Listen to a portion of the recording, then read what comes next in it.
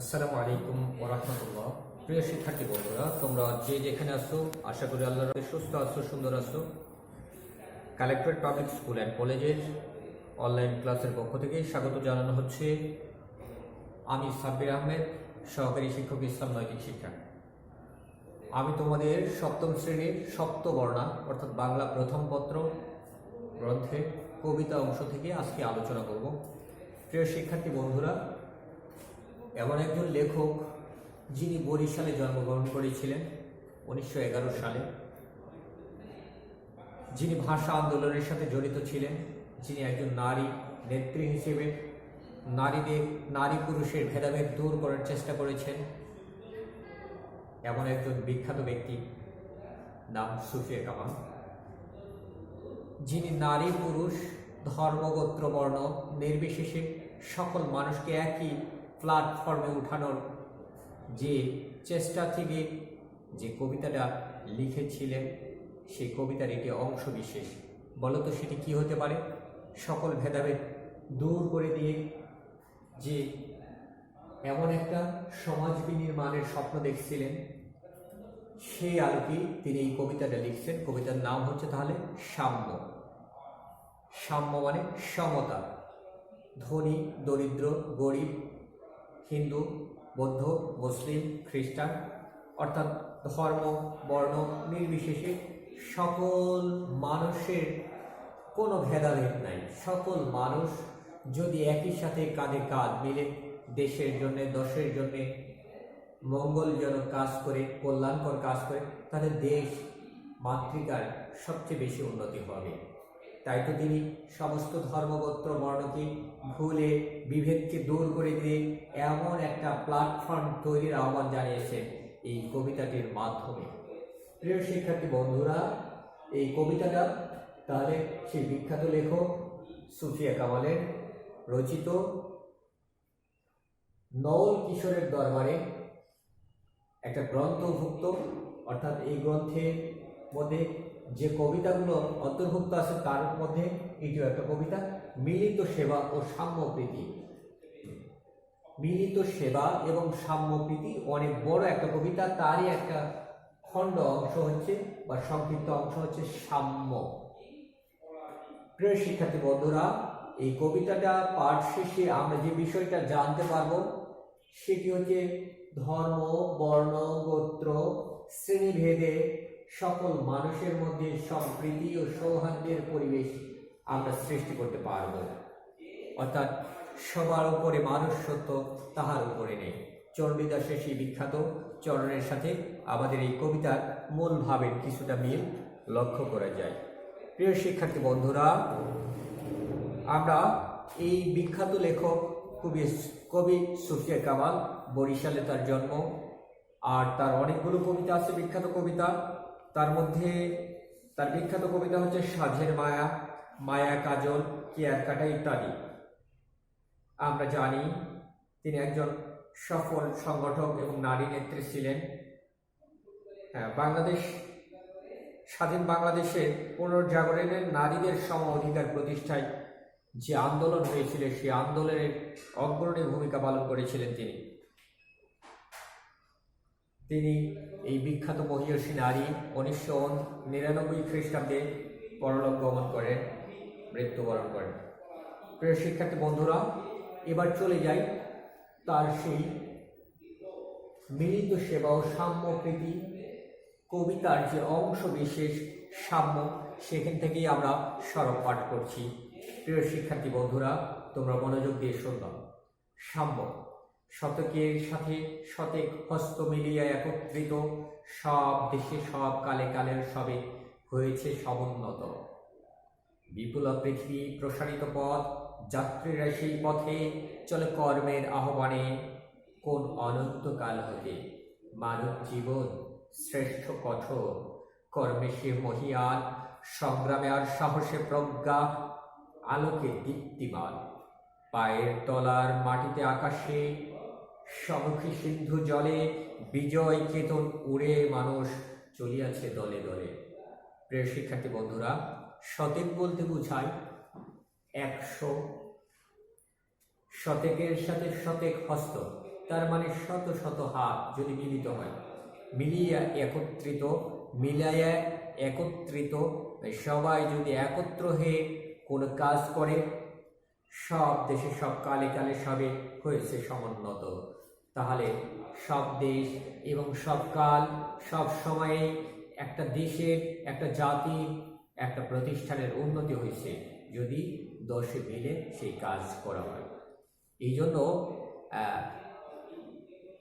একটা প্রবাদ প্রচলিত আছে, দশে মিলে করি কাজ, হারি জিতি নাহি লাজ। অর্থাৎ 10 জন মিলে যদি পরামর্শ সাপেক্ষে কোনো ভালো কাজ, কোনো মহৎ উদ্দেশ্য নিয়ে সামনের দিকে যাওয়া যায়, নিশ্চয়ই সেখানে সফলতা আসবে।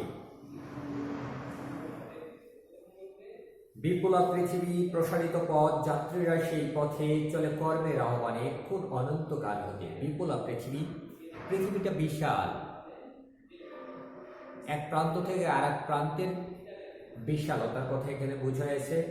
প্রসারিত পথ, আমরা যারা শিক্ষক, আমাদের পথ প্রসারিত। আমরাও চাইলে ভালো শিক্ষক হতে পারি, ভালো মানুষ গড়াতে পারি। আরও প্রচেষ্টা অব্যাহত রাখলে আরও আমরা উপরের দিকে নিজেকে উন্নতি করতে পারি। অনুরূপভাবে শিক্ষার্থী তোমরা যারা আছো, তোমাদের পথটা আরও বেশি প্রসারিত। তোমরা চাইলেই এখন থেকে লক্ষ্য স্থির করতে পারো যে আমি ডাক্তার হব, আমি ইঞ্জিনিয়ার হব, আমি ভালো মানুষ হব, আমি আদর্শ মানুষ হব, আমি শ্রেষ্ঠ মানুষ হব, আমি মহৎ মানুষ হব। সেই মহৎ মানুষের জীবনী পর্যালোচনা করো, কিভাবে তারা মহৎ হয়েছে, সেভাবে নিজেকে লক্ষ্য স্থির করে সামনের দিকে এগিয়ে যাও। তোমাদের পথ প্রসারিত, কেউ সংকুচিত করতে পারবে না, তোমরা সামনের দিকেই চলে যাবে। যাত্রীরা সেই পথে চলে কর্মের আহ্বানে কোন অনন্তকাল হতে। সেই পথে যাত্রীরা, শিক্ষক শিক্ষাদানের কাজে চলে, শিক্ষার্থী শিক্ষা লাভের কাজে চলে, রাখাল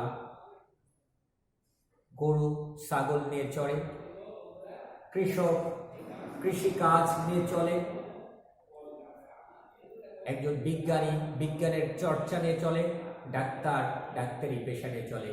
বিভিন্ন জন বিভিন্ন প্রকার কাজকর্মে লিপ্ত হয়ে যায়। সেই কথা বলা হচ্ছে চলে কর্মের আহ্বানে কোন অনন্তকাল হতে, যে বহু অনন্তকাল, যে কালের কোনো সীমা নাই, অতীত থেকে শুরু করে পৃথিবীর সৃষ্টি থেকে শুরু করেই এভাবে মানুষ অনন্তের পথে চলছে। মানব জীবন শ্রেষ্ঠ, এই মানব জীবন শ্রেষ্ঠ হয়েছে কঠোর কর্মে সে মহিয়ান। কিসের দ্বারা? যে যত কঠোর পরিশ্রম করছে সে তত মহিয়ান হয়েছে, সে তত সম্মানীয় হয়েছে, সে তত শ্রেষ্ঠত্বের পরিচয় দিতে পারছে। তাহলে আমরা যদি নিজেকে শ্রেষ্ঠ করে গড়ে তুলতে চাই, তাহলে আমাদের পরিশ্রমী হতে হবে, আমাদের চেষ্টা করতে হবে, আমাদের লক্ষ্য স্থির করতে হবে যে কিভাবে আমি সামনের দিকে যাব, কিভাবে আমি আমার বাবা মার মুখ উজ্জ্বল করব, কিভাবে আমি আমার শিক্ষকদের সেই ঐতিহ্যকে ধরে রাখব, কিভাবে আমি আদর্শ ছাত্র হব, আদর্শ সন্তান হব, আদর্শ মানুষ হব, আদর্শ জাতি গঠনের একজন হাতিয়ার হিসেবে নিজেকে উপস্থাপন করব। প্রিয় শিক্ষার্থী বন্ধুরা, তোমরাও যদি এইভাবে চলো, এই কঠোরতা, এই কঠোর সাধনার মাধ্যম দিয়ে, তাহলে সত্যিকার অর্থে আমরা মানুষ হতে পারব। আমরা যদি সত্যিকার অর্থে মানুষই না হই, তাহলে আমাদের ধর্মের পরিচয়, বর্ণের পরিচয় দিয়ে কোনো লাভ নেই। আগে আমাদের মানুষের উন্নতি করতে হবে, জীবনের উন্নতি করতে হবে, দেশের উন্নতি করতে হবে, দশের উন্নতি করতে হবে। এরপরে ব্যক্তির মৌলিক যে চাহিদা সেগুলো পরবর্তীতে পূরণ করবে। প্রিয় শিক্ষার্থী বন্ধুরা, মানব জীবন শ্রেষ্ঠ কঠোর, তাহলে মানব জীবনটা শ্রেষ্ঠ কিভাবে? কঠোর কর্মে সে মহিয়ান। কর্মে যে যত কঠোরতা, যে যত পরিশ্রম করছে সে তত মহিয়ান হয়েছে, গরিয়ান হয়েছে, শ্রেষ্ঠত্ব লাভ করছে। সংগ্রামে আর সাহসে প্রজ্ঞা, সংগ্রামে আর সাহসে প্রজ্ঞা আলোকে দীপ্তিমান। সংগ্রাম, মানুষ প্রতিনিয়ত সংগ্রাম করছে, ক্ষুধার যন্ত্রণায় সংগ্রাম করছে, কাজ করছে, পরিশ্রম করছে, চেষ্টা অব্যাহত রাখছে। শিক্ষার্থী তোমরা পড়ালেখা করছো, কঠোরভাবে পরিশ্রম করছো, একজন কৃষক কঠোরভাবে পরিশ্রম করে ফসল ফলাচ্ছে, তাহলে প্রত্যেকেই সংগ্রামে আর সাহসে প্রজ্ঞা, আলোকে দীপ্তিমান। যে ব্যক্তি সাহস লাভ করছে, অর্থাৎ উন্নতির শিখরে ওঠার জন্য অসীম সাহস নিয়ে সামনের কঠোর পথকে পরিশ্রম করে এগিয়ে যাচ্ছে, সেই মূলত প্রজ্ঞা লাভ করেছে, মানে বিশেষ জ্ঞান লাভ করেছে, আলোকে দীপ্তিমান। সেই ব্যক্তির জীবনে দীপ্ত হয়ে আছে আমাদের মাঝে, কর্মের দ্বারাই তারা বেঁচে আছে, সেই মহৎ কাজে তাকে স্থায়িত্ব লাভ করে দিয়েছে। পায়ের তলার মাটিতে আকাশে সমুখে সিন্ধু জলে, বিজয় কেতন উড়িয়ে মানুষ চলিয়াছে দলে দলে। পায়ের তলার মাটিতে অনেকেই মাটির তলদেশ থেকে রত্ন খুঁজে বের করছে, স্বর্ণের খনি, হীরকের খনি, বিভিন্ন দামি দামি খনিজ সম্পদ আহরণ করছে। আকাশের পাড়ে অনেকেই ধীরে ধীরে মঙ্গল গ্রহ পর্যন্ত জয় করছে, আরো মহাকাশ যান পাঠায় পাঠায় মানুষ উপরের জগৎকে জয় করছে। সমুখে সিন্ধু জলে অনেকেই আবার সাগরের ভিতর তারাও বিভিন্ন ট্যানেল করছে, বিভিন্ন গুরুত্বপূর্ণ কাজ করছে, সাগরের তলদেশ থেকে মুক্ত আহরণ করছে, বিভিন্ন কাজ করছে। বিজয় কেতন উড়ে মানুষ চলিয়াছে দলে দলে। এভাবে মানুষ বিজয়ের গান নিয়ে, কেউ সাগরের বুকে, কেউ পাতাল তলে, কেউ বা আকাশের দিকে মহাকাশ যান নিয়ে বিভিন্ন জায়গায় মানুষ তাদের বিজয়ের গান গাইছে।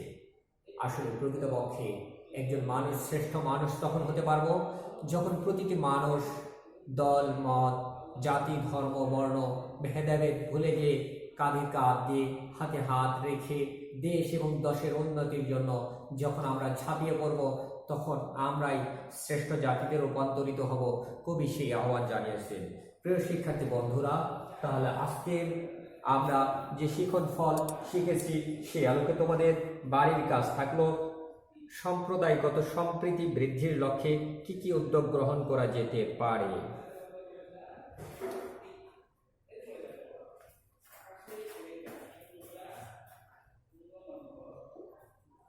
তোমাদের বাড়ির কাজ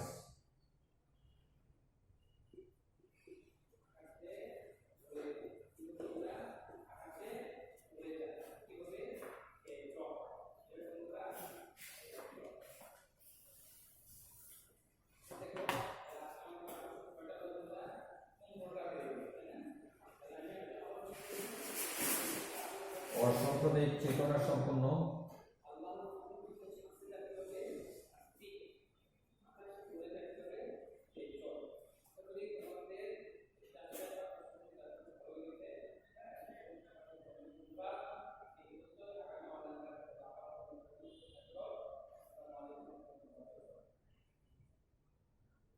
অসাম্প্রদায়িক চেতনা সম্পন্ন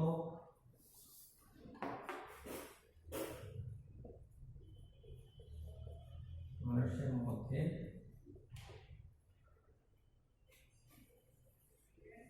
কি কি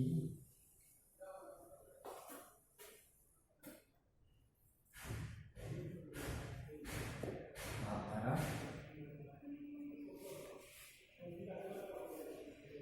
থাকবে। তাহলে তোমাদের বাড়ির কাজ অসাম্প্রদায়িক চেতনা সম্পন্ন মানুষের মধ্যে কি কি ভাবধারা থাকবে। দ্বিতীয়,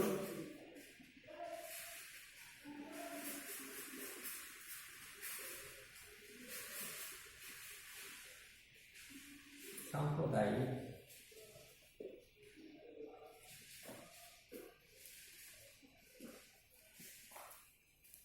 সম্প্রীতি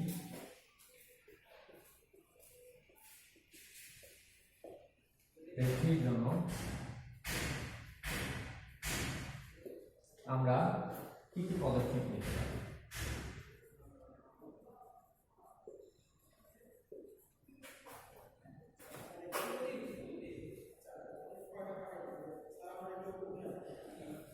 তার তালিকা